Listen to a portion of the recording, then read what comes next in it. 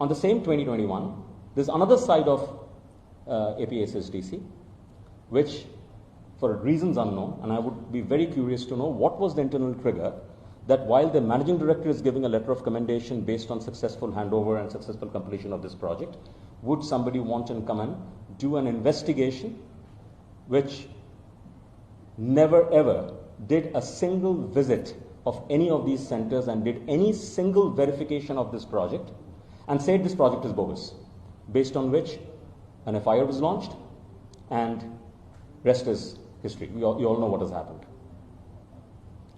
This is a big mystery because it's pretty much like the analogy that I want to give is that you are investigating how a murder was done, how a person has been killed, etc., when the person who is supposed to be murdered is actually standing out over there.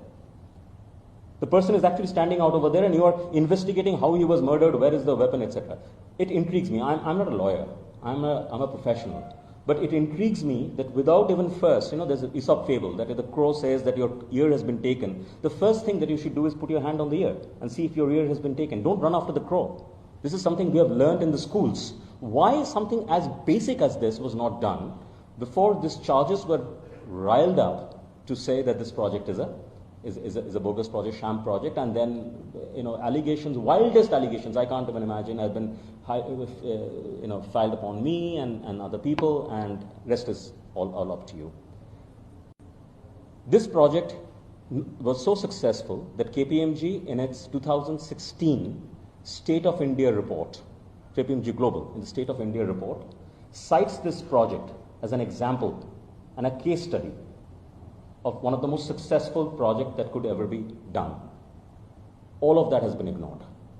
The detailed document leading to the project, which has all the reasons, it's like the whole scope document, which was a part of every conversation based on which the deliveries were done. By the way, I must tell you also this: the scope of this project was end delivery. It was not supply of products or hardware, software, etc. It was the entire scope. It was operational scope of outcome-based scope of training students to the industry quality that is required.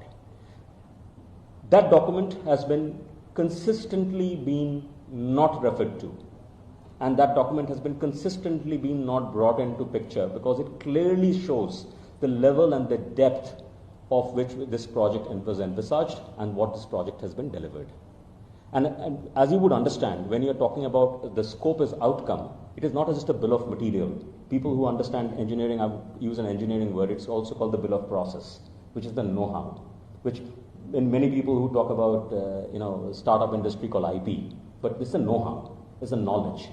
And there is a bill of services. All of this was envisaged in this project and all of this has been delivered because otherwise I'm simple.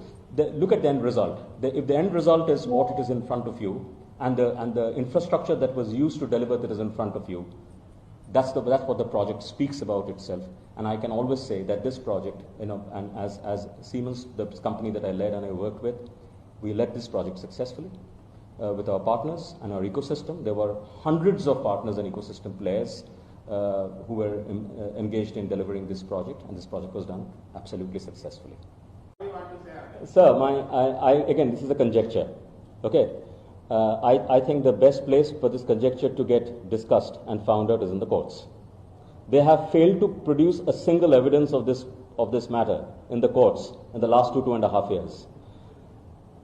Statements are very easy to make. Truth is truth. If anybody believes, and if I would find my ex-organization coming in front and saying that this has been done, I would like to challenge them. I would like to, but I'm sure Siemens wouldn't say this. I'm pretty sure they haven't done this. Number two is, what is a shell company?